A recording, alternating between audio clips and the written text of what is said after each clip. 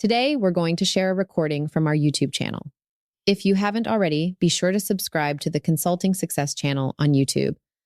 I'll now turn it over to Michael. All right, in this video, I'm going to share with you how I turned around a failing consulting business and helped it to grow to over 7 figures per year. So we had two guys who had been running a consulting business for several years together. They had gotten up to about $600,000 per year in revenue, top line revenue. Their partnership was becoming a little bit unstable, mainly because the business wasn't progressing, it wasn't growing, it didn't have the same level of momentum or energy as it had in the past when things were going well, right? They weren't seeing the same level of leads, they weren't closing deals successfully. The marketing activities that they were trying didn't seem to be working very well. And so they reached out, joined our Clarity Coaching program to get help to turn things around.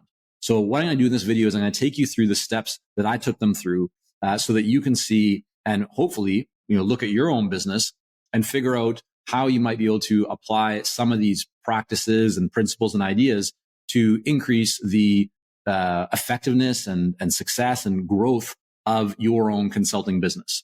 So the first thing that we did to turn this business around and help them to get actually over 7 figures now per year in their consulting business was started by doing a client analysis. This is where we really looked at what was the value per client, as well as where was the majority of their business coming from. This is all about looking at, the number of clients that you have, figuring out which clients represent what percentage of your overall revenue and profits, and trying to identify what are the characteristics, right, of your best clients. So it's an inventory of all the different clients that you've worked with, right, over a given period of time. In their case, we looked at the last 2 years, right, so 24 months of data, and we had them to categorize, right, who the client was, what are the characteristics of that client? Are they a large organization, a small organization? How many employees do they have? Where are they located? Where their office is? Anything that would help to kind of identify who that client is and what they kind of quote unquote look like. The second thing that we then did was we had them look at the profitability of each client. So remember I mentioned in number one, they're looking at and taking inventory of who the clients are and the makeup of those clients, how much business came from those clients. But top line revenue doesn't always translate to bottom line profits. And so the second thing that we had them do was look at the actual profitability of each client. You might have a $50,000 project, but you may find that you are maybe only making, $10,000 on that project. Whereas you might have another project that is $30,000, but you're keeping $25,000 of it, right? So some people might lean towards the $50,000 project initially because it sounds like a bigger project than $30,000, but the profitability of the second project, right, is significantly higher, not only in percentage, but also in actual dollar value. So we had them look through all of the clients and the revenue, and then what was the profit that came from each of those clients. The next thing that we had them do as it relates to profitability is to actually go through the different types of engagements and projects that they provided and look at what is the profitability of each of those projects, right? So you might provide, let's say, 3 different types of services or, engagements or levels of engagement.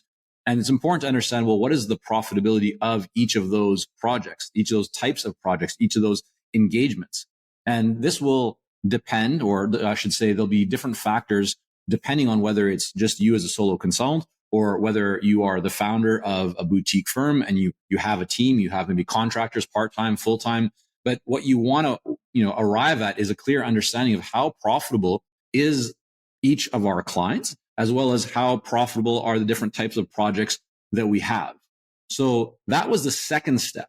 Then the third step that they went through was to actually do some analysis. And this is, we did this together and going through. So once they had collected this data, they had done the inventory, they had kind of worked through it. And this is something that I guided them through as well.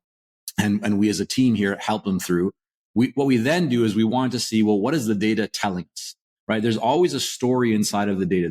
there's going to be likely, and almost, I should say, almost always, there's going to be something inside of the data that starts to kind of help you to see what the core issue is, right? And then gives us a real clue as to where to make adjustments, where to, turn the dial a little bit higher up, what to potentially adjust, cut, remove, where lean more into.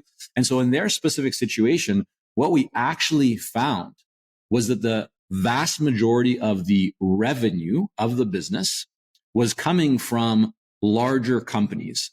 So in that initial inventory that I talked about, right, that kind of client analysis, they had in broad strokes, two groups of clients. They had larger organizations and they had smaller organizations. What they found through looking at the data is that the larger organizations, right, the ones that are more established, the vast majority of the revenue came from those larger organizations, even though the vast majority in terms of numbers, the volume of clients they had over that 2-year period was of smaller companies. So just to give an example, you might have 20 clients over 2 years that represent 80% of your revenue, right? But that means that you have 80% of your clients, right? In this case, the smaller clients for them only represented 20% of their revenue. Now, I'm giving you broad strokes in terms of the percentages. Their numbers were certainly different. It wasn't a clear and clean 80-20, just like the Pareto principle. But that's what actually they started to see, is that they had a lot of smaller clients that contributed a little in terms of revenue. And then even more important than revenue was profit. And so what we then started to see is that there was certain types of projects that they tended to deliver for only the larger clients, right? And a certain dollar value of those projects that made sense. We also established that there was almost a line that we could create, a cutoff, or I could say it another way, a starting point of where it makes sense for them to say yes to clients and where it makes sense to say no. Meaning that they could be then very confident in essentially saying, we're not going to take on any projects unless they are at least $15,000 or whatever that number was exactly for them. And so that helped them immensely. But the other thing that really helped them, and this is what I'll get into in terms of the next step, the actions that we took, is that because they realized that they had a lot more smaller clients who contributed very little in terms of revenue and profits, it made absolutely no sense for them to continue focusing on those smaller clients, right? The amount of time that they needed to spend in chasing those clients, marketing to them, having conversations with them, moving them through the sales cycle, right? Engaging in projects, communicating. Right? There was a lot of work, a lot of administration, a lot of time spent on everything from the marketing to the sales to the fulfillment, right? To the offboarding, to the just overall client and project management that was not producing a lot of revenue and profit in the business.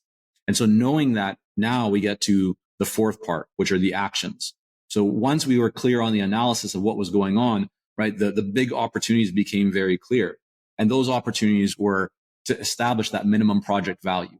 They knew that it didn't make sense for them to take on projects below a certain level. They had never seen that or thought about it in that way. And so that became a really good kind of yardstick for them to use, because in conversations, they could essentially filter for that, or qualify/disqualify potential clients based on their ability to at least make that minimum level investment. If they couldn't do that, they weren't going to be an ideal client. But the other thing that we did, which was even more, I think, effective and powerful for them, was that knowing that their ideal clients were not all different types of companies. When you look at what they were doing prior to this, and I think one of the big reasons that they kind of got into the situation that they were in, is that their marketing, their messaging was a mess, right? They weren't clear on who their ideal client was. They were treating smaller companies the same way that they were treating larger companies. Their messaging was the same for small and large. There was no differentiation and no distinction. Well, through this analysis, now it became very clear that they should not be focusing on smaller companies. So now the focus becomes more on the larger companies. We help them to update their message to speak directly to those larger companies, because they had different issues, different challenges, different consequences, different considerations, different ways of viewing risk, different levels of value that could be created for them. And so knowing that, they were able to update their messaging. We were able to help them with that, as well as help them to put a marketing system in place to communicate more effectively in a campaign to get in front of those larger clients.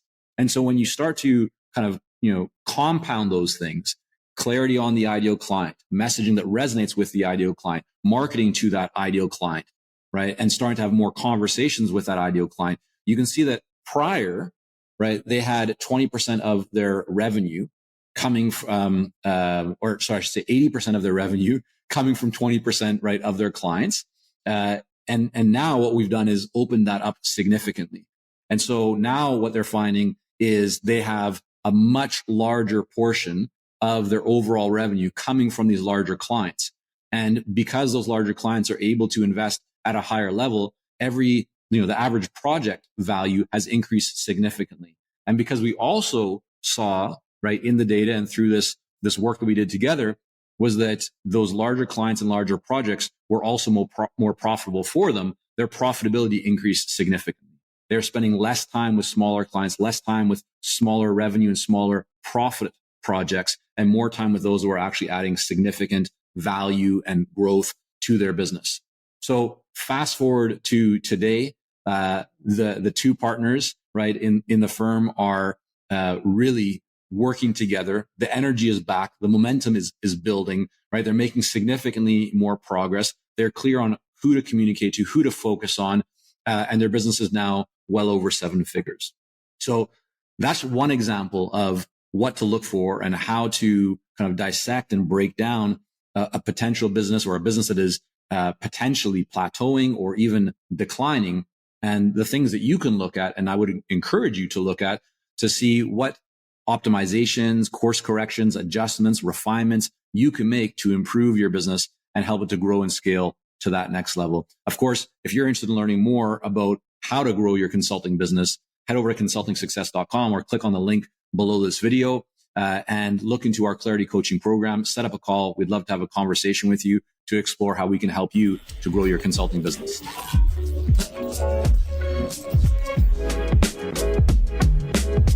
Thanks for listening.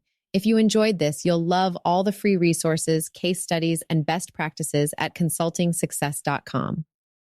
Don't forget to subscribe and leave a rating and review on Apple, Spotify, or your favorite podcast app. Thank you so much.